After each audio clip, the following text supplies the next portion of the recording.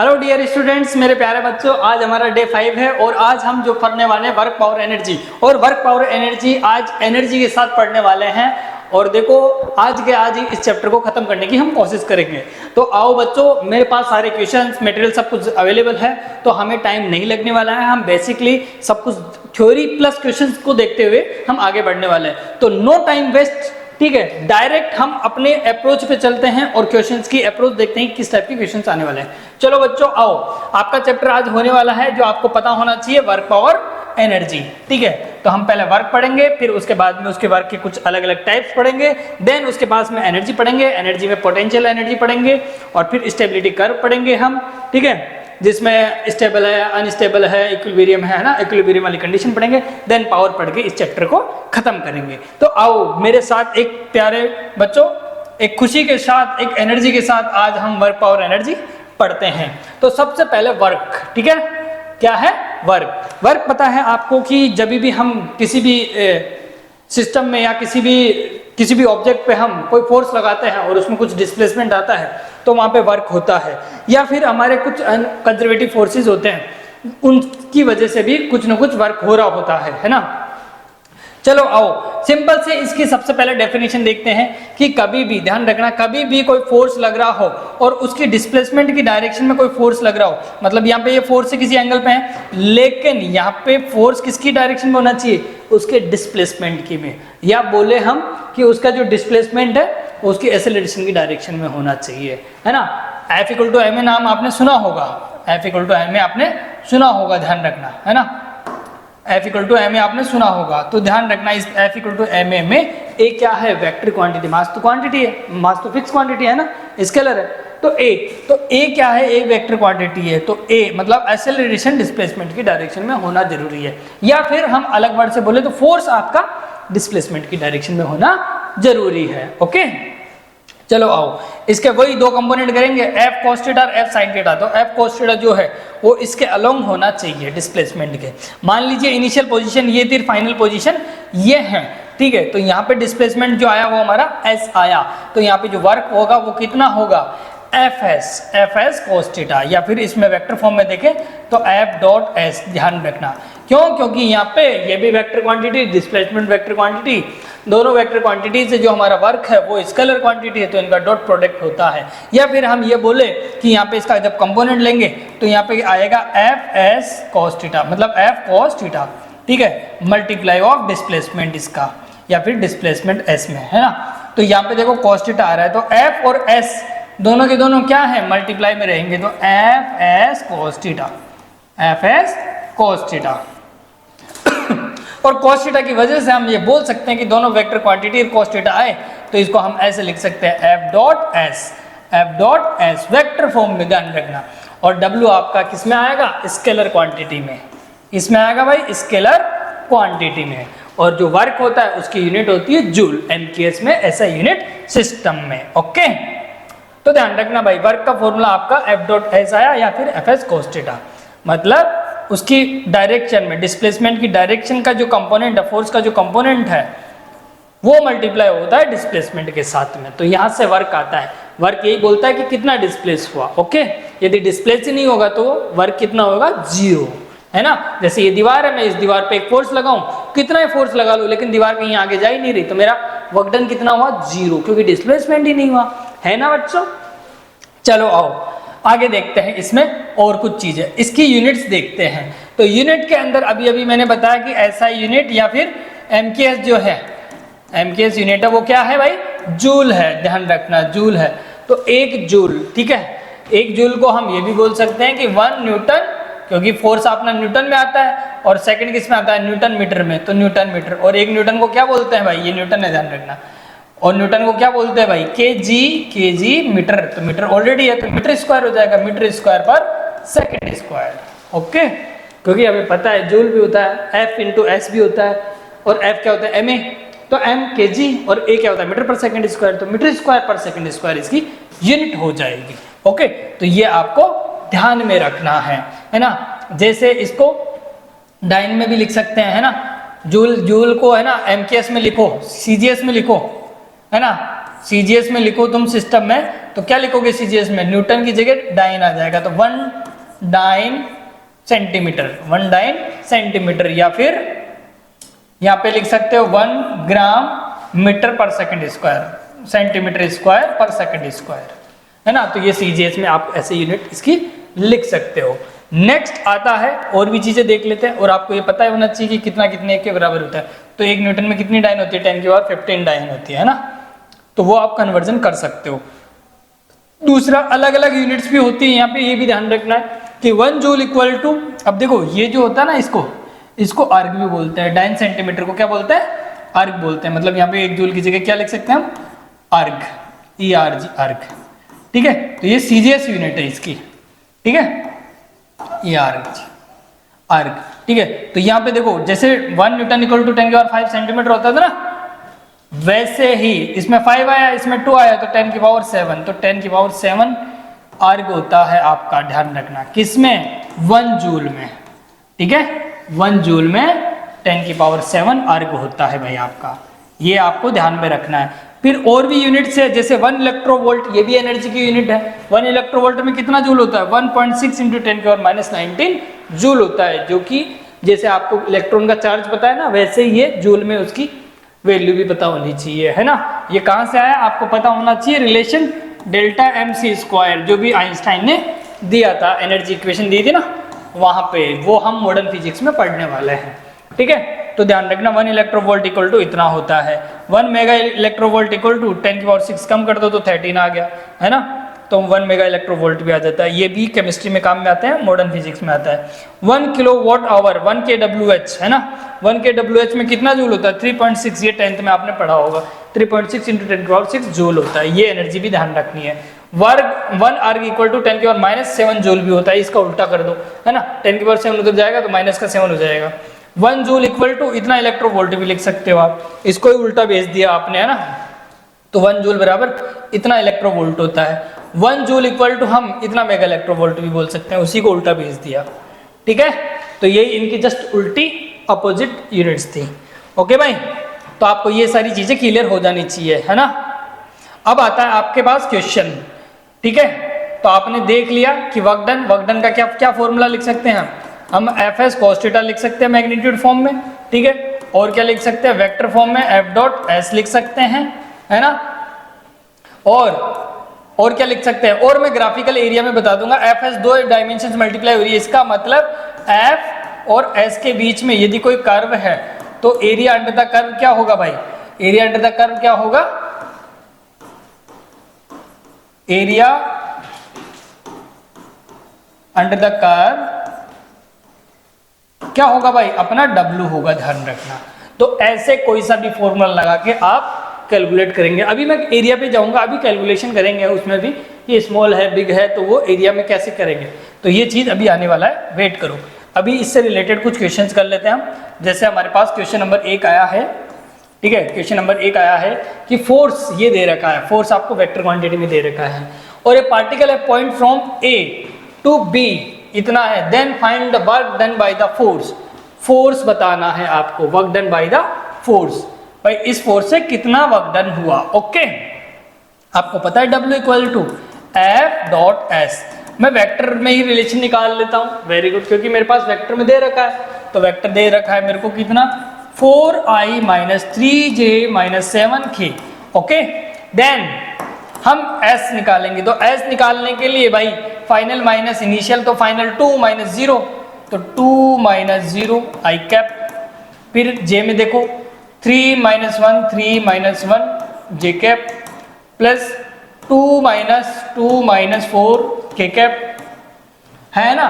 इसका मतलब है 2i cap plus 2j cap plus minus का आएगा, 2 - 2 k कैप, मल्टीप्लाई कर दो फाइनल आंसर निकल जाएगा। मल्टीप्लाई करोगे तो देखो i का i के साथ, j का j के साथ, k का k के साथ, तो 2 × 4 8 आ गया, minus plus minus, 3 × 2 6, minus minus plus, 7 × 2 14, आया क्या आंसर,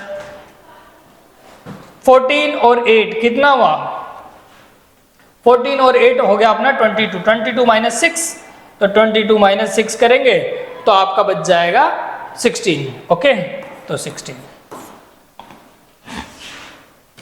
किस में आया? जूल में। ओके, तो ऐसे आपको आंसर बताने हैं। समझ गए ना? ये छोटा सा एक एग्जाम्पल था इसका, है ना। अब देखो इसमें कुछ अलग अलग टाइप के हम वर्क डन निकालने की कोशिश करते हैं। अब वर्क डन निकालेंगे किससे भाई? कांस्टेंट फोर्स से। जो आपका फोर्स रहने वाला है वो कांस्टेंट रहने वाला है, ठीक है। तो इसके फिर वेरिएबल बात करेंगे कि फोर्स आपका वेरिएबल हो तो क्या करेंगे, है ना। तो आओ इसमें कुछ क्वेश्चंस हैं, क्वेश्चन नंबर 2, क्वेश्चन नंबर 3 और क्वेश्चन नंबर 4। ओके, तो ऐसा देखेंगे हम। तो अब इसके अंदर सबसे पहले कांस्टेंट फोर्स से related calculate the work done. Work done calculate करना है। मास कितना बाई 10 kg। Okay, incline plane 30 degree with constant velocity through a distance of 10 metre. कर लोगे? हाँ भाई कर लोगे। देखो फोर्स इसमें मास दे रखा है ना। इंक्लाइन एंगल दे रखा है आपको कि कितना इंक्लाइन एंगल है, थीटा दे रखा है ना। और constant velocity with a constant velocity, है ना, वेलोसिटी कांस्टेंट है। थ्रू प्लेन पे 30 डिग्री है, इंक्लाइन प्लेन पे कोई ऑब्जेक्ट है, वो mg sin थीटा से जाना चाहिए था, है ना। एफबीडी बना के देख लो, एनएलएम में मैंने सीखा है यहाँ पे mg sin थीटा से जाना चाहिए ये, है ना। लेकिन यहाँ पे एक फोर्स और लग रहा है एक तरह से इस पे, स्मूथ इंक्लाइन प्लेन है, लेकिन यहाँ पे मान लो ये रेजिस्टेंस की वजह से ये इसकी जो वेलोसिटी है वो कांस्टेंट है। तो इसका नेट एक्सेलरेशन है वो कितना है? 0 है। इसका मतलब हम यहाँ पे इसका फोर्स निकालेंगे ना भाई। यहाँ पे जो ओवरऑल नेट फोर्स लग रहा है, कुछ ना कुछ फोर्स तो लग रहा होगा अपोजिट साइड, उसकी वजह से ये नीचे आ रही है ना। तो वो फोर्स कैसे निकालेंगे? देखो मान लो ये नीचे आ रही है तो, या फिर ऊपर की साइड F मान लेते हैं, है ना। या फिर इसमें ना नेट जो फोर्स लगेगा वो mg sin थीटा नीचे ला रहा है और वो एक रोकने की कोशिश कर रहा है। तो mg sin 30 equal to net force. इनका कितना नेट फोर्स हुआ? 0, है ना, क्योंकि नेट एक्सेलरेशन नहीं है। तो यहां से F की वैल्यू निकालना पड़ेगा आपको। तो F की वैल्यू कितनी आ जाएगी? mg sin 30 के इक्वल, है ना। इतना फोर्स बराबर हो रहा होगा तभी नेट एक्सेलरेशन 0 आ रहा होगा। तो F निकाल लो कितना हुआ। m कितना है यहाँ पे? m 10 है और ये g कितना है? 10 है। और sin 30 की वैल्यू √3/2। अच्छा 1/2 तो ये कट गया 2 से 5 50, तो 50 न्यूटन इसका ये आ गया। तो इसका वर्क डन कितना हुआ भाई? इसका वर्क डन हुआ Fs cos थीटा, है ना। तो Fs, तो F कितना लग रहा है? ये 50 और S कितना हुआ? 10 मीटर। ध्यान रखना 10। एंगल ऑलरेडी हम ले चुके हैं, ध्यान रखना इसी डायरेक्शन में कर रहे हैं हम, पैरेलल ही कर रहे हैं इसके, ठीक है। मोशन के पैरेलल में ही हमने लिया है, तो एंगल मत ले लेना अब, ठीक है। क्योंकि न्यूटन ये फोर्स भी इधर लग रहा है, डिस्प्लेसमेंट भी इधर ही हो रहा है। तो अपना कितना आया? 500 जूल। ये आपका आंसर आएगा, ध्यान रखना ऐसे क्वेश्चंस के लिए। ओके, चलो एक डिफरेंट टाइप का एक क्वेश्चन और करते हैं हम। यहाँ पे है 10 kg block placed on a rough horizontal floor पे, एक रफ सरफेस पे 10 kg का ब्लॉक है, placed on a rough horizontal floor is being pulled by the constant force. Pull किया गया 50 न्यूटन से। Coefficient of the kinetic friction between the floor and is 0.4 है, ठीक है। म्यू की वैल्यू 0.4 है, ओके। और work done by the kinetic friction acting on the block displacement by the 0.5। अच्छा भाई, तो इसका काइनेटिक फ्रिक्शन फोर्स ये है। तो देखो 10 kg का ब्लॉक है, एक सरफेस पे रखा हुआ है ना, 10 kg का है, ठीक है। और यहाँ पे जो म्यू की वैल्यू है वो 0.4 है। यहाँ पे 50 न्यूटन से इसको खींचा गया है, ठीक है। तो हमें जो फ्रिक्शनल फोर्स है उसी का वर्क डन बताना है आपको, ठीक है। तो अब इसमें फ्रिक्शनल फोर्स के लिए फ्रिक्शन फोर्स पता होना चाहिए आपको। तो ये भाई पता कर लेंगे हम। देखो यहाँ पे डिस्प्लेसमेंट तो कितना हुआ भाई? वो बोल रहा है 5 मीटर हुआ, 5 मीटर हुआ, ठीक है। किसी ऑब्जेक्ट वहां पे जाकर रुक गया, म्यू 0.4 लग रहा है, तो इसका n निकाल लो। इसका n निकालोगे तो ये लो भाई, इसका नॉर्मल कितना आया? mg के बराबर। तो नॉर्मल की वैल्यू आ गई 10 × 10 100, 100 केजी मतलब 100 न्यूटन, है ना, 100 न्यूटन इसका ये आया। तो एफ एस निकाल लो, म्यू इंटू एन होता है, म्यू इंटू एन, तो म्यू इंटू एन कितना हो जाएगा 100 इंटू 0.4, तो एफ एस कितना आया, एफ एस आया 40 न्यूटन, 40 न्यूटन। इतना फोर्स लग रहा है अपोजिट साइड में, डिस्प्लेसमेंट है इधर। तो वर्क डन बाय द, आपको ये बोला था वो, work done by the, find the work done by the kinetic friction acting on a block. तो अपने को ये यूज करना है, ठीक है। तो F S, W F S कितना होएगा माइनस, क्योंकि नेगेटिव होता है फ्रिक्शन में, फोर्स इधर है डिस्प्लेसमेंट उधर है, 180 का एंगल है ना, तो माइनस का साइन, एफ 40 इंटू 5, तो कितना आया माइनस 200 न्यूटन इसका आंसर आएगा, क्योंकि ये फ्रिक्शन के लिए बोला था। ओके, ऐसा मत कर देना 50 इंटू 5 कर दो 250 आंसर कर दो ना, वो एक्सटर्नल फोर्स है, ये फ्रिक्शनल फोर्स है, वो नॉर्मल फोर्स है, सभी का ध्यान रखना है अपने को। डिस्प्लेसमेंट उधर हो रहा है, फोर्स इधर लग रहा है, 180 का एंगल है, इसलिए नेगेटिव का 200। वहां पे ऑप्शन सारे होंगे, वहां पे ऑप्शन होंगे 200 प्लस का 200 प्लस का 250, ठीक है, ऐसे से, और 0 ध्यान रखना। Work done by the external force कितना हुआ, 5 मीटर तक खींच के लेके गया, 40 इधर लग रहा था, 50 इधर। नेट फोर्स के द्वारा कितना हुआ 10 इंटू 10, 10 इंटू 10 100, ये लो 100 भी ऑप्शन दे देता हूं मैं, ठीक है। तो 10 न्यूटन तो एक्सटर्नल फोर्स के द्वारा हुआ, जो बाय ऑन बॉडी लगा हुआ था वो 50 लगा हुआ था, जो नॉर्मल लगा हुआ है वो 100 लगा हुआ है, लेकिन डिस्प्लेसमेंट नहीं है इसलिए 0 भी है ना। तो कई तरीके के आंसर आएंगे, लेकिन आपको क्लियरली पढ़ना है कि वो पूछ क्या रहा है। वो पूछ रहा है काइनेटिक फ्रिक्शन के द्वारा। काइनेटिक फ्रिक्शन के द्वारा मतलब इसमें जो एफ एस लोगे, मतलब एफ एस इंटू डिस्प्लेसमेंट आपका। तो यहाँ पे जो फोर्स लेना है वो, दोनों के बीच में एंगल भी देखो कितना है, दोनों के बीच में 180 का एंगल है, इसलिए माइनस 200, प्लस का 200 भी आंसर होगा वहां पे, मत करना, गलती मत करना। ओके, चलो नेक्स्ट। अब इसमें देखो इसमें एक block mass m 20 kg kept on a horizontal floor. ऐसे एक ब्लॉक है, हॉरिजॉन्टली रखा हुआ है, 20 kg का मास है, ठीक है, 20 kg का मास रखा है, kept on a horizontal floor, okay.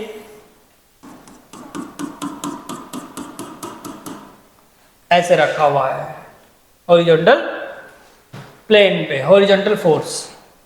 और अब इसमें हॉरिजॉन्टल फोर्स 50 ये लेना है। Displacement it's by 3 metre. ये जो डिस्प्लेस होता है वो कितना होता है 3 मीटर होता है। ओके 3 मीटर, ये लो भाई हो गया, यहां तक डिस्प्लेस हो गया। हॉरिजॉन्टल फ्लोर और पुल किया गया 50 न्यूटन से, displace by 3 metre. Find work done by the normal reaction force. Normal reaction force on the block, ये इसका नॉर्मल लगेगा। नॉर्मल कितना आया mg के बराबर, तो 20 इंटू 10 मतलब कितना हो गया नॉर्मल फोर्स अपना 2000 न्यूटन, 10 से 200 न्यूटन, 200 न्यूटन इसका नॉर्मल फोर्स आया। डिस्प्लेस हुआ, इधर नॉर्मल लग रहा है, इधर बीच में एंगल 90, तो वर्क डन कितना होगा भाई नॉर्मल के द्वारा 0। क्यों? क्योंकि F इंटू एस करोगे लेकिन cos 90 रखोगे, cos 90 की वैल्यू 0 है, इसीलिए। तो नॉर्मल रिएक्शन फोर्स के द्वारा कितना वर्क होगा 0 न्यूटन। ओके, तो ऐसे ध्यान रखना। चलो एक और देखते हैं प्रॉब्लम। इस प्रॉब्लम में क्या है देखो, ये बोल रहा है find the work done by the tension force of 2 kg। Tension force on 2 kg पे पूछ रहा है वो, ठीक है। During in time interval of 3 second after release. जैसे इसको छोड़ा इस 2 kg पे कितना, ये मान लो किधर, मान लो ये भारी है तो इधर मूव हो रहा होगा, है ना। 3 सेकंड के बाद में ये यहाँ पहुंच जाता है ना, ये 2 kg यहाँ पहुंच जाता है और 1 kg ऊपर चला जाता है। तो ये कितना डिस्प्लेस हुआ, पहली बात तो वो पता करना है आपको, डिस्प्लेसमेंट पता करना है, ठीक है। 3 सेकंड में कितना डिस्प्लेस हो गया। दूसरी चीज, इसमें जो टेंशन आ रहा है वो इधर आ रहा है ना, तो डिस्प्लेस नीचे, टेंशन ऊपर, जो आपका वर्क डन होगा वो क्या आएगा नेगेटिव आएगा, क्योंकि दोनों की डायरेक्शन अपोजिट है। तो पहले टेंशन निकाल लेते हैं। टेंशन निकालने के लिए मैंने पहले बताया आपको कि पहले क्या करना है, पहले टेंशन निकालो, फिर डिस्प्लेसमेंट निकाल लो, फिर जो निकालना है निकालते रहो। तो आओ इस क्वेश्चन की स्टार्ट करते हैं, इसका आंसर लिखते हैं पहले। तो इसमें आंसर लिखोगे तो देखो, इसकी मैंने एनएलएम में आपको स्टेप्स बताई थी, वही स्टेप्स यूज करना है, ध्यान रखना। सबसे पहले टोटल मास आया आपका m, कितना आया वो 2 + 1 3 kg, है ना। फिर दूसरा है इसका कॉमन एक्सेलरेशन निकालने के लिए नेट फोर्स आपका 2g - 1g upon total mass 3, तो ये कितना आया 1gy, मतलब gy3, ये इसका एक्सेलरेशन आ गया, ठीक है भाई, ये इसका एक्सेलरेशन आ गया। तो टेंशन कितना आ जाएगा, टेंशन निकाल लो, इसकी एफबीडी बना लो, या फिर ऐसे इसकी टेंशन निकाल लो। देखो इसकी निकालता हूं मैं ना, तो T ऊपर लग रहा है, mg नीचे लेके जा रहा है, तो 2 kg 2 × 10 mg नीचे, T ऊपर minus m2 × a gy3, FBD बना ली मैंने 2 kg की। इसकी भाई mg नीचे लग रहा है, T ऊपर लग रहा है, ये एफबीडी वाला एनएलएम में मैं बता चुका हूं आपको ऑलरेडी। तो यहाँ पे कितना आया 2gy3 इधर जाएगा, यहाँ पे 2g है और यहाँ पे 2gy3 है, तो ये 3 × 6 6g - 2g / 3 = T। इसको मैंने इधर भेज दिया, इसको इधर भेज दिया, एलसीएम लेके काम कर दिया मैंने। तो T = क्या आया मेरा 4g अपॉन 3, 4g/3। तो ये इतनी टेंशन है, इतना न्यूटन है, जी का मतलब 10 की वैल्यू लेके चल रहे हैं हम, ठीक है। इस 10 को जी बोल दिया था मैंने। टेंशन आ गया। अब आता है डिस्प्लेसमेंट कैसे निकालना है भाई, S = ut + ½ लगा दो, है ना, ½ लगा दो। S हमें पता करना है, u आपका रिलीज हुआ, स्टार्टिंग 0 था, इनिशियल वेलोसिटी 0 थी, प्लस ½ ऑफ एक्सेलरेशन gy3 है इंटू t² कितना है 3 का स्क्वायर, तो कितना पहुंचा भाई वो 3 का 3 से 3 कट गया, है ना, तो 3g/2।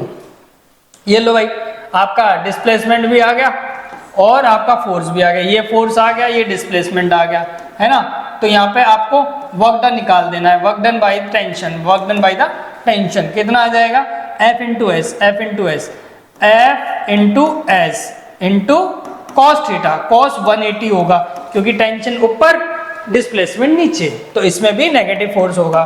कितना होगा भाई आपका F कितना है 4g/3 और ये 3g/2, है ना। 180 का माइनस का साइन लगा ही दिया मैंने, 3 से 3 कट गया, 2 से ये कट गया, ठीक है। तो 2g मतलब माइनस का 20 न्यूटन इसका आंसर आ जाएगा, करेक्ट, क्लियर, समझ में आ गए, ये समझ में आ गया ना -20 न्यूटन कैसे आया, जूल 20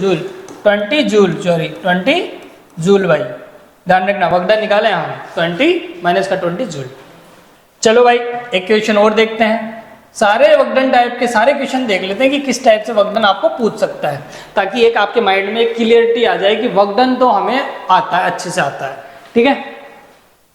अब यहाँ पे दिखा रहा है एक मास है, m मास रखा हुआ है, ब्लॉक रखा हुआ है, ठीक है, ऐसे स्मूथ फिक्स्ड वेज, ये फिक्स्ड है, इस पे एक स्मूथ वेज, ये m मास रखा हुआ है।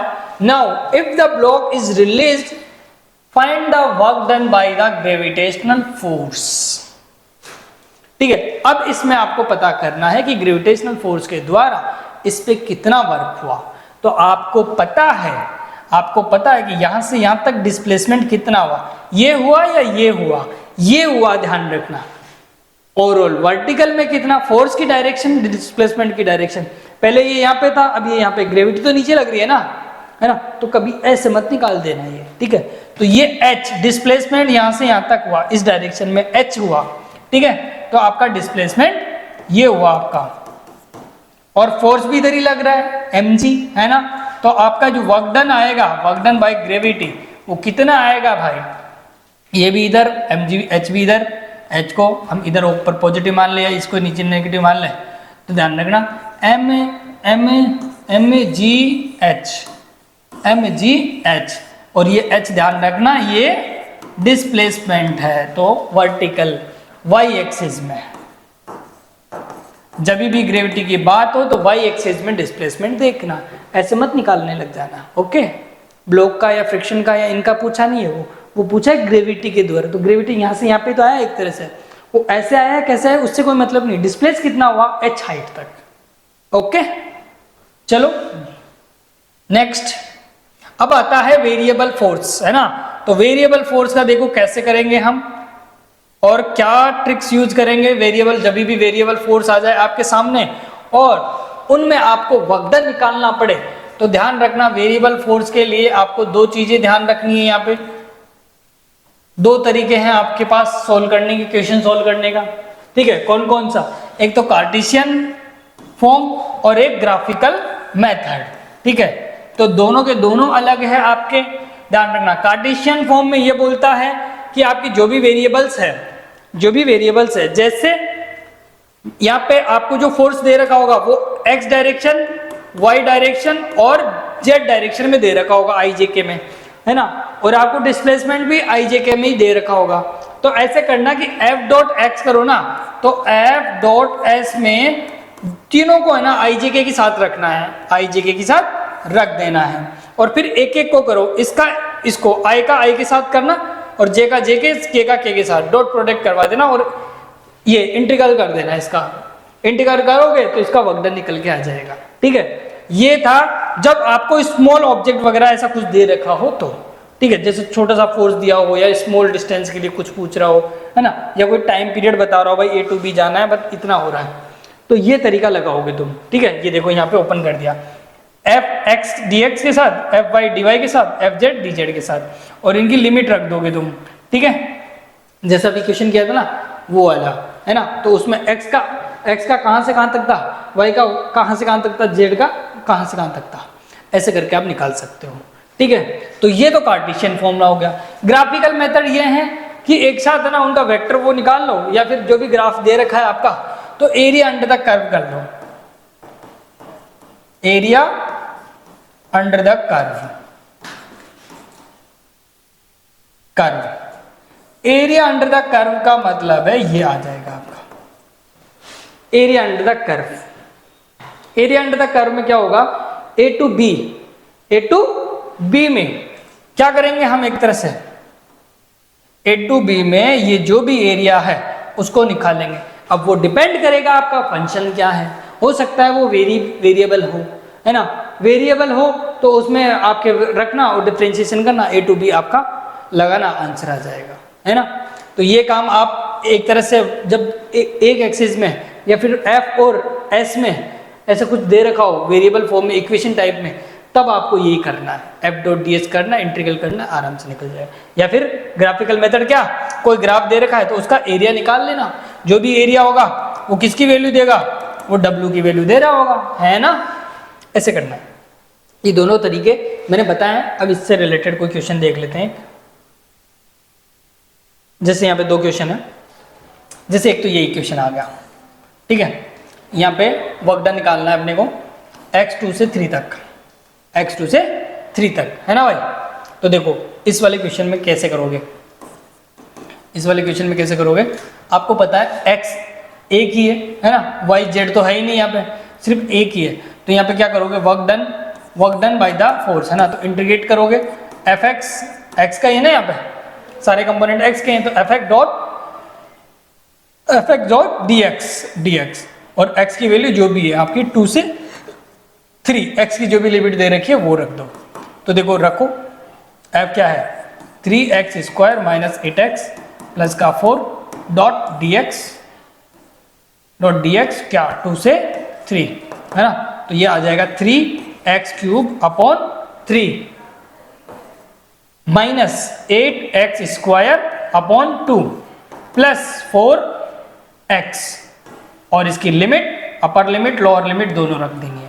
देन फाइनल आंसर आपका निकल जाएगा यहाँ से। जैसे ये 3 से 3 कट गया तो 3 का स्क्वायर 27, एंड यहाँ से 2 से 4 आया और ये कितना आया अपना 3 का स्क्वायर 9 इंटू 4 36, और ये प्लस का 4 3 इंटू 4 12, तो ये अपर लिमिट रखा हुआ अभी मैं, अब लोअर लिमिट रख दूं, लोअर लिमिट रखोगे तो इसका फाइनल आंसर लिख देंगे। अब जैसे 2 है तो 2 का क्यूब कितना हुआ 8, फिर माइनस का साइन, और यहाँ पे 2 का स्क्वायर करोगे, 2 का स्क्वायर कितना 4, 4 इंटू 4 16, और फिर 2 इंटू 4 8 प्लस का 8, ठीक है। तो 8 8 16, और ये तो जीरो ही हो गया।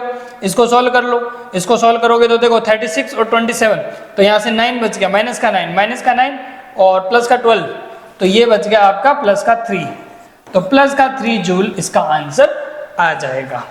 ओके, करेक्ट, क्लियर, ठीक है, ऐसे करना है आपको। चलो भाई नेक्स्ट। अब इसमें देखो ये जो क्वेश्चन है आपका, इसके अंदर है work done by the force. अब ये फोर्स दे रखा है आपको, और ये बोल रहा है यहां से लेके यहां तक। अब इसमें ना x ही नहीं है, इसमें y भी है, z भी है ना आपके। तो आप इसमें कार्टेशियन मेथड यूज कर सकते हो। कैसे यूज करना है, पहले मान लो ऐसे है, मान लो ऐसे, पहले fx को रखो, तो fx को रखोगे 3x i cap 2y j cap, ठीक है, 2y j cap minus 3 k cap. अब ये कब कार्टेशियन कब यूज करना है, जब यहाँ पे x वाले नहीं, x y z सब दे रखे हो, तब यूज करना है आपको। उसमें कैसे करोगे, यहाँ पे dx i cap dy j cap और dz k कैप, ठीक है, और इंटीग्रेट कर दोगे आप, ठीक है, तब जाके आपका w निकलेगा। तो w को कैसे लिखोगे, x वाला जो भी आपका x वाला है, जो x वालों के साथ रखना है, जैसे x वाला है x वालों के साथ रख दो, तो 3x डॉट dx, और इसकी लिमिट कहां से कहां तक है, लिमिट है बेटा 1 to 2, तो 1 to 2 रखोगे आप, ठीक है।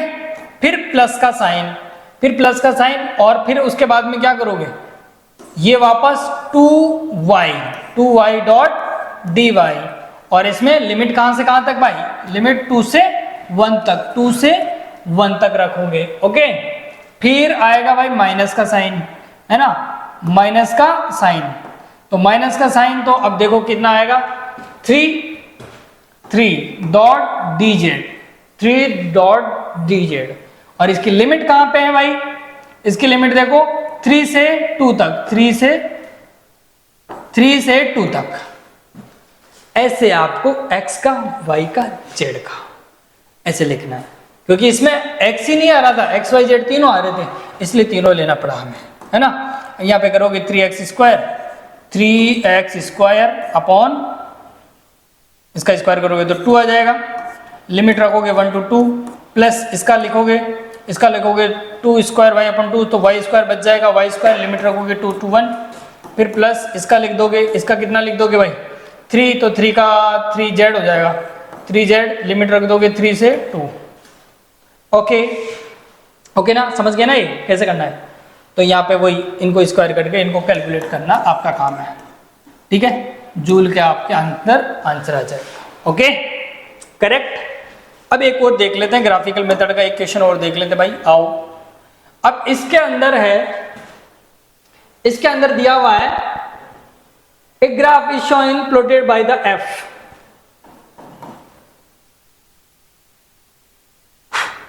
और क्या दे रखा है, फ्लोर के horizontal position of x of the particle. अच्छा, फोर्स के बीच में और डिस्प्लेसमेंट के बीच में ग्राफ की बात बोल रहा है वो, ठीक है, उस वाले लाइन में। Find that work done on the particle when block is reached to x equal to 10 to 0, ठीक है। तो ये बताना है आपको, तो 10 to 0 मतलब 10 to 0 यहां तक, है ना।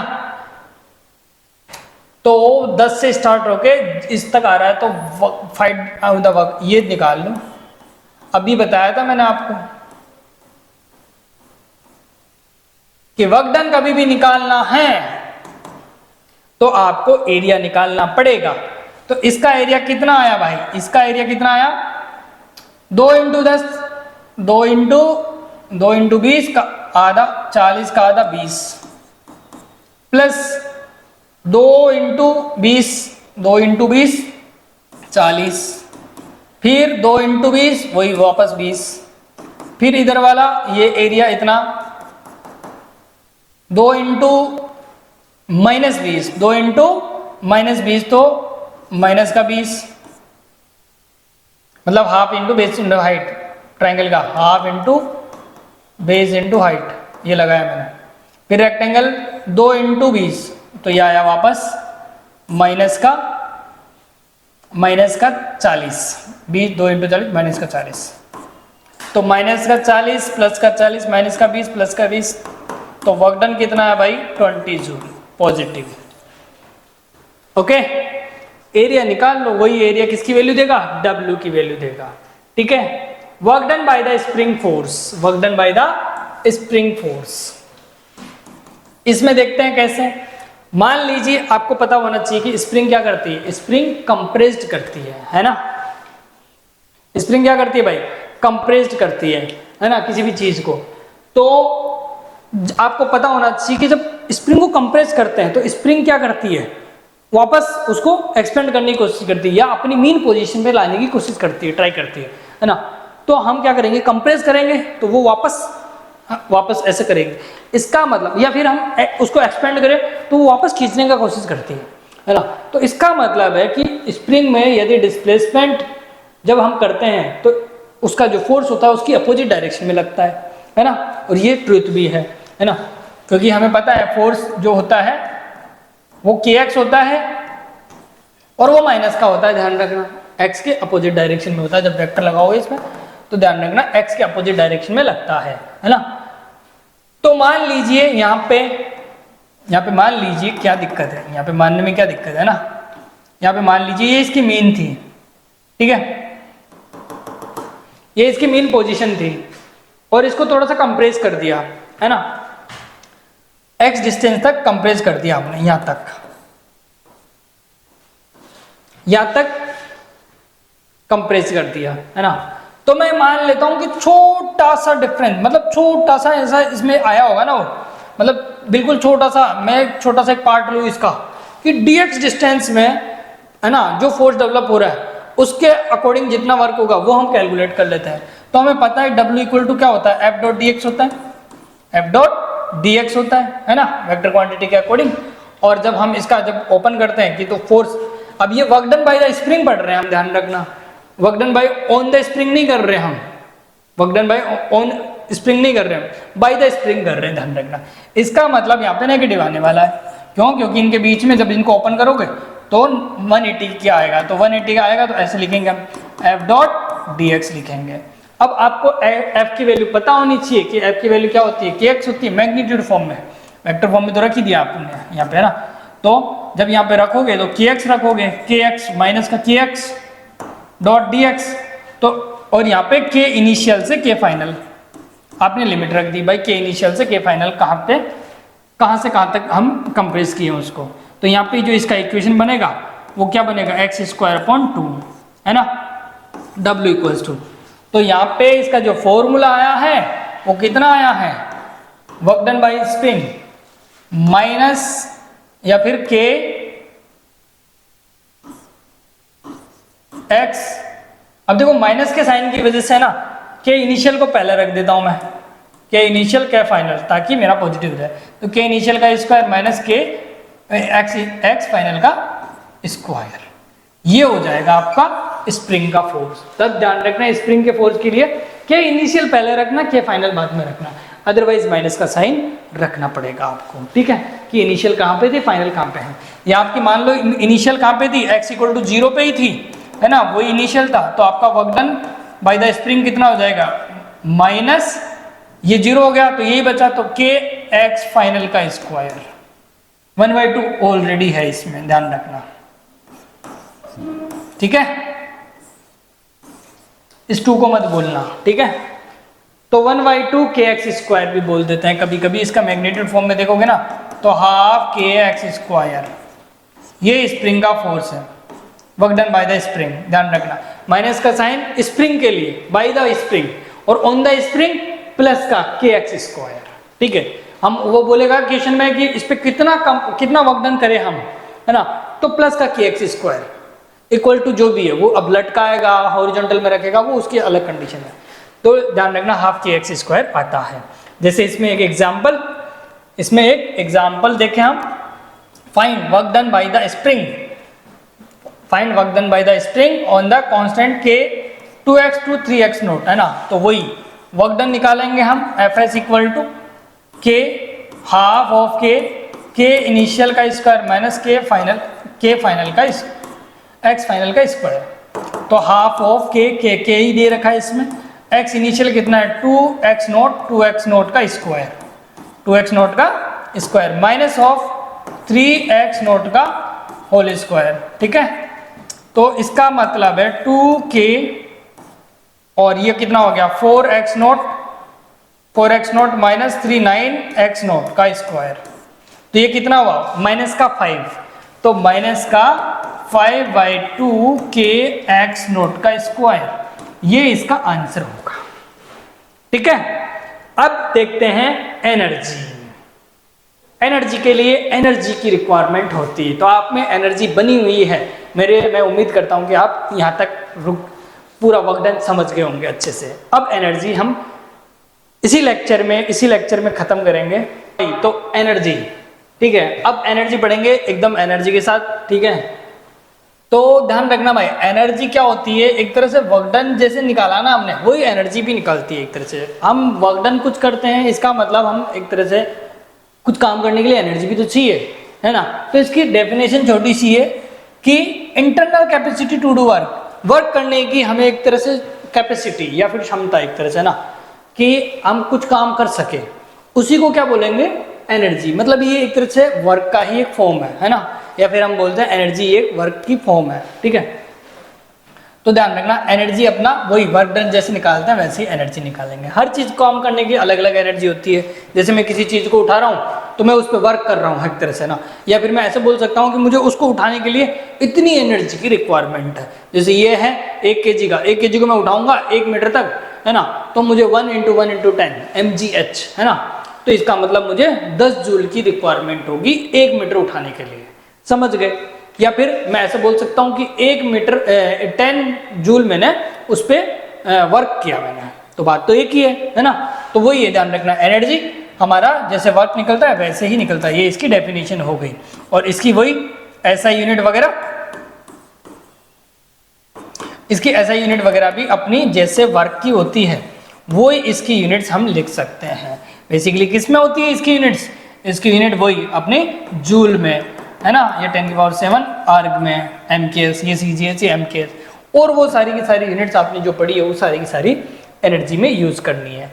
अब यहाँ पे आता है एनर्जी की अलग अलग फॉर्म्स। एनर्जी कुछ भी फॉर्म में हो सकती है। देखो जैसे ये लाइट है, ठीक है, लाइट एनर्जी हो गई, है ना, एक तरह से फोटॉन्स के फॉर्म में वगैरह, है ना। काइनेटिक एनर्जी हो गई, किसी भी मोशन, एनर्जी बाय मोशन, ठीक है। तो जो भी मोशन के लिए जो रिक्वायरमेंट एनर्जी होती है, या फिर मोशन के अकॉर्डिंग जो एनर्जी होती है, वो क्या होती है काइनेटिक एनर्जी। कोई चीज़ स्टेबल है, कहीं रखी हुई है ना, और ग्रेविटी है, फोर्स लग रहा है उसमें, तो उसमें क्या हो गई पोटेंशियल एनर्जी हो गई। कई नाम है, अभी पोटेंशियल एनर्जी का कॉन्सेप्ट देखेंगे हम, है ना। तो kinetic energy, potential energy, chemical energy, mechanical energy तो खैर ओवरऑल कंप्लीटली होता ही है। काइनेटिक प्लस पोटेंशियल एनर्जी को मैकेनिकल एनर्जी बोल देते हैं। बाकी इलेक्ट्रिक एनर्जी, बहुत सारी एनर्जी है, थर्मल एनर्जी, है ना। तो कई एनर्जियाँ है, ठीक है। तो हम मेनली यहाँ पे जो पढ़ने वाले हैं वो काइनेटिक एनर्जी, पोटेंशियल एनर्जी पढ़ने वाले हैं, ठीक है। काइनेटिक एनर्जी आपकी ध्यान रखना by the virtue bye it's motion होती है, ठीक है। ओके, तो काइनेटिक एनर्जी का कॉन्सेप्ट आपको क्लियर होना चाहिए, ठीक है। अब इसकी जो भी एनर्जी है, जैसे मैं बोलूँ काइनेटिक एनर्जी, है ना, तो काइनेटिक एनर्जी बेसिकली होती क्या है, काइनेटिक एनर्जी होती है हमारी हाफ mv²। मतलब बाई v आ गया ना यहाँ पे, बाई v मतलब कोई भी मास किसी वेलोसिटी से चल रहा है तो उसके जो अंदर एनर्जी होगी वो कितनी होगी, हाफ mv²। ये इसकी काइनेटिक एनर्जी का फॉर्मूला है। इसकी यूनिट भी वही जूल में होगी आपकी, ठीक है। अब यहाँ पे आता है एक चीज कि relation between the kinetic energy and momentum. आपने मोमेंटम जानते हो, मोमेंटम क्या था आपका, P = mv, है ना। ध्यान रखना, P = mv, है ना। ये था आपका मोमेंटम और ये थी काइनेटिक एनर्जी। इन दोनों के बीच में रिलेशन देखे तो P = आपको पता है mv होता है ना, mv होता है। और यहाँ पे काइनेटिक एनर्जी जो है वो कितनी है, हाफ एम वी स्क्वायर है। तो यहाँ पे एम से ऊपर नीचे मल्टीप्लाई करें तो हम बोल सकते हैं half m square v square upon m. तो इसको ऊपर वाले को पी बोल सकते हैं, मतलब काइनेटिक एनर्जी इक्वल टू क्या हो गया, पी स्क्वायर अपॉन 2m, है ना। या फिर ऐसे भी बोल सकते हैं कि P इक्वल्स टू क्या हो गया,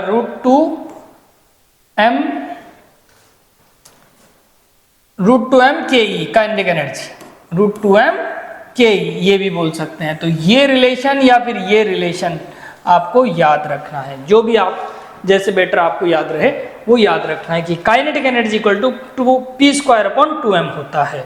ठीक है, जब इसमें चेंजेस वगैरह देखने हो, ठीक है, तो वो आप अलग से इस फॉर्मूले से देखेंगे, बड़े चेंजेस इसी फॉर्मूले से देखेंगे। ठीक है, या फिर लेकिन चेंजेस आपका बहुत कम हो तो आप इसको डायरेक्टली जैसे एरर करते हैं ना, एरर में करते हैं परसेंटेज एरर वगैरह, तो वैसे भी कर सकते हो।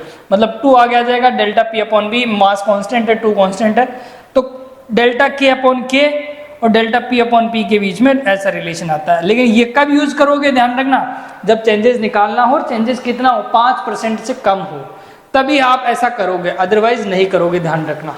ओके, 5% से ज्यादा है एरर या फिर उसमें चेंजेस, तो ये फॉर्मूला यूज नहीं करना है आपको। ठीक है, फिर आपको यही करना है।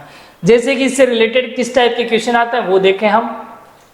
तो देखो बेटा, यहाँ पे एक इक्वेशन दे रखी है, if the linear momentum of the body increase by 50%, देखो कितनी एनर्जी इंक्रीज हो गई, लीनियर मोमेंटम इंक्रीज हो गया इसका, ध्यान रखना कितना, 50%, है ना। पहले 100 था, अब 150 हो गया, है ना।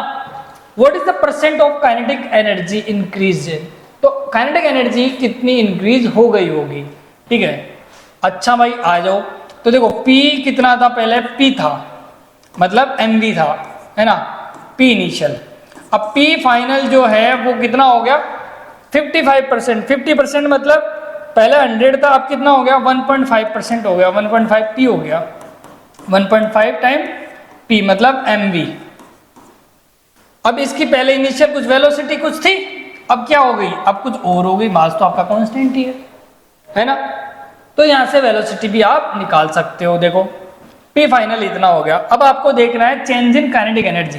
तो आपको पता है कि काइनेटिक एनर्जी इक्वल्स टू क्या होता है, P square upon 2m, P square upon 2m, है ना। तो आपको ये देखना है, तो चेंज इन काइनेटिक एनर्जी देखना है तो आपको करना पड़ेगा, पहले इसका वेलोसिटी निकालो। पहले काइनेटिक एनर्जी कितनी थी, पहले काइनेटिक एनर्जी थी आपकी half m v square, half m v i square या वी स्क्वायर, मान लेते हैं वी स्क्वायर हो गई, है ना, वी स्क्वायर हो गई। ये यहाँ पे वी इनिशियल वी मान लो, ये 1.5 एम वी हो गई। पहले का एम वी हुआ था ना, तो इनिशियल वाली तो हुआ है, इनिशियल का तो 1.5 टाइम हुआ है ना। इसका मतलब है कि हाफ एम वी स्क्वायर हो गया ये। अब जो काइनेटिक एनर्जी होगी वो कितनी होगी, अब जो काइनेटिक एनर्जी होगी वो हाफ एम वी फाइनल का स्क्वायर होगी। अब वी फाइनल आपको निकालना पड़ेगा। वी फाइनल कैसे निकालोगे, बाद में कितनी वेलोसिटी होगी, पहले थी, पहले, अब देखो स्केयर इसमें, अब देखो यहाँ पे आपको ये पुट करना है। अब जो फाइनल वेलोसिटी है ये एम वी की वैल्यू है ना, एम वी एफ की वैल्यू है एक तरह से, ये किसकी, फाइनल एम वी एफ की वैल्यू है। तो यहाँ से हम बोल सकते हैं एम से हम कट गया, तो वी एफ कितना है आपका, यहाँ से वी एफ निकाला हमने तो 1.5 वी आया, 1.5 वी, उसकी वैल्यू यहाँ पे रख दो। तो देखो change in kinetic energy, change in kinetic energy कितना आ जाएगा, चेंज इन काइनेटिक एनर्जी आ जाएगा हाफ एम 1.5 का स्क्वायर, 1.5 का स्क्वायर करना पड़ेगा अपने को, v square minus of half m v square, ये करना पड़ेगा, तब जाके आंसर निकलेगा अपना। तो कितना आया भाई, ये आया हाफ एम 1.5 वी का square minus half m v square. ठीक है, तो ऐसे, तो अब 1.5 का स्क्वायर कर लो, कितना आ जाएगा, 1.5 का स्क्वायर 2.25 है ना, 2.25। तो ये 2.25 माइनस 1.5 तो 1.25 आ जाएगा, 1.25 एम वी स्क्वायर। ठीक है, इसका मतलब इतना हो गया ये। ठीक है, आपकी जो भी चेंज इन काइनेटिक एनर्जी है वो इतनी है, मतलब 1.25 मतलब 125%। इतना आपका आंसर होगा। समझ के कैसे निकाले? ये आपका 1.5 था, ध्यान रखना, ये 1.5 था आपका इनिशियल से, जब ये था ना, जब ये था mv और ये 1.5 mv हुआ, इसका मतलब ये किसको दिखा रहा है? फाइनल मोमेंटम को। Final momentum mass into final velocity. अब इसको इक्वल करोगे तो फाइनल वेलोसिटी यहां से निकल के आएगी, मतलब फाइनल वेलोसिटी 1.5 हो गई थी, और वही 1.5 यहां पे रखा मैंने, और ये इनिशियल थी, ये फाइनल, ये इनिशियल, इन दोनों का डिफरेंस लिया तो 1.25। 1.25 काइनेटिक एनर्जी हो गई। इसका मतलब कितना परसेंट बढ़ गया? 125 बढ़ गया। पहले 1 थी, अब 1.25 है, मतलब 125, मतलब 25 इंक्रीज हो गई एनर्जी। ये फाइनल है, ध्यान रखना। इंक्रीज, ऐसे मैं बोलूं कि इंक्रीज कितनी हुई, तो इंक्रीज हुई 25% आपकी एनर्जी इंक्रीज हो गई, काइनेटिक एनर्जी। ओके, ओवरऑल कितना हुआ? 125। ठीक है, चेंज इन काइनेटिक एनर्जी 125, और इंक्रीज्ड बाय, तो पहले तो 100 थी, अब 125 हो गई, मतलब कितना हुआ? 25 का डिफरेंस आ गया। ठीक है, चलो एक क्वेश्चन और देखते हैं। यहाँ पे थोड़ा थोड़ा लगेगा, ऐसे ही क्वेश्चन आते हैं नीट वगैरह में, ऐसे ही क्वेश्चन आते हैं, ध्यान रखना, जो आपको काइनेटिक एनर्जी, पोटेंशियल एनर्जी में ऐसे बोलेगा, ये इंक्रीज हो रही है, वो इंक्रीज हो रही है। ओके, चलो अब यहाँ पे है kinetic energy of the particle increase by the 300, find the percentage increase in its momentum. Momentum में पूछा भाई इस बार। ठीक है, काइनेटिक एनर्जी आपको पता है, मान लो इनिशियल में हाफ है v² थी भाई। ओके, v² थी, बाद में कितनी हो गई? बाद में काइनेटिक एनर्जी, जो फाइनल काइनेटिक एनर्जी हो गई, वो 300% इंक्रीज हो गई, मतलब अब कितनी होगी? पहले 100 थी, तो अब कितनी हो गई? 400, है ना? 400 हो गई, मतलब 4 टाइम हो गई। 400 हो गई, मतलब 4 time kinetic energy, 4 time kinetic energy. इसका मतलब 4 इंटू हाफ एम v²। अरे यही तो होगा, है ना? इसका मतलब ये कितना? हाफ एम v फाइनल का स्क्वायर के बराबर होनी चाहिए। ये जो एनर्जी आई है वो फाइनल एनर्जी के बराबर आनी चाहिए, तो हाफ एम v f के स्क्वायर के बराबर आनी चाहिए। तो यहाँ पे देखो 1/2 m गया, तो v f की वैल्यू कितनी आई? v f की वैल्यू आई आपकी 2v, मतलब वेलोसिटी कितनी बढ़ गई भाई? 2v, पहले की v की 2v हो गई। तो चेंज इन मोमेंटम निकाल सकते हो। अब मोमेंटम इनिशियल कितना था? m इंटू वी, अब मोमेंटम कितना हुआ भाई? m इंटू वी एफ, तो v की वैल्यू डाल दो, v f की वैल्यू कितनी हो गई? m इंटू 2v, इसका मतलब 2mv हो गई, है ना? तो चेंज इन मोमेंटम कितना आया भाई? 2mv माइनस mv, तो इसका मतलब mv। ठीक है, ठीक है, इसका मतलब मोमेंटम कितना रहा? मोमेंटम आपका बढ़ गया कितने से? 100% बढ़ गया ना, 1.1।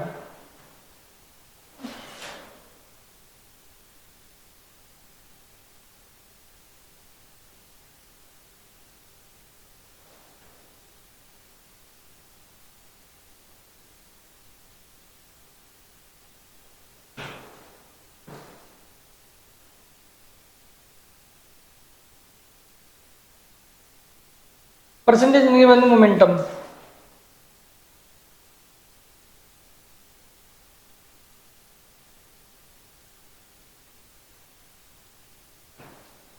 सही तो है, 100% बढ़ेगा, टोटल 200% हो जाएगा।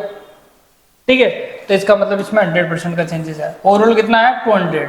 ठीक है, इंक्रीज बाई 100%, इंक्रीज बाई 100% आएगा। अब आता है वर्क एनर्जी थ्योरम। अब क्या आता है भाई? वर्क एनर्जी थ्योरम आता है ना? तो वर्क एनर्जी थ्योरम में देखो क्या कर सकते हैं हम। वर्क एनर्जी थ्योरम में वर्क और एनर्जी के बीच में एक थ्योरम दी गई। क्या दी गई? कि जो भी हम जितना भी वर्क करते हैं, मान लो एक ऑब्जेक्ट उठा के ऐसे लेके गया, या फिर कोई लिफ्ट है, उस लिफ्ट के अंदर एक स्प्रिंग है, स्प्रिंग को मैं कंप्रेस करते हुए ऊपर जा रहा है, मतलब इसका मतलब सारे काम हो रहे हैं उसमें, फ्रिक्शन भी लग रहा है, काइनेटिक भी लग रही है, ग्रेविटी भी लग रही है ना, स्प्रिंग वाला फोर्स भी लग रहा है ना, सूडो फोर्स भी लग रहा है, सारे फोर्सेस है ना। तो मान लो ऐसा एक लिफ्ट मान लो, एक और क्या है, इस पे एक आदमी, यहाँ पे एक स्प्रिंग, कोई बॉल रखी हुई है और उसमें स्प्रिंग रखी हुई है, और कोई एक आदमी यहाँ पे इसको रोक के खड़ा हुआ है। तो यहाँ पे क्या फ्रिक्शन फोर्स भी लग रहा है, स्प्रिंग फोर्स भी लग रहा है ना, ग्रेविटी भी लग रही है, सूडो फोर्स भी लग रहा है, सूडो फोर्स भी लग रहा है, स्प्रिंग भी लग रही है, ग्रेविटी भी लग रही है ना, और यहाँ पे वेट वाला भी लग रहा है, न्यूटन मतलब ये नॉर्मल फोर्स भी लग रहा है, नॉर्मल फोर्स भी लग रहा है, सारे फोर्सेस लग रहे हैं, है ना। तो यहाँ पे यही चीज बोली गई और ये ऊपर जा रहा है ना। तो इन्होंने यही बोला कि डब्ल्यू ऑल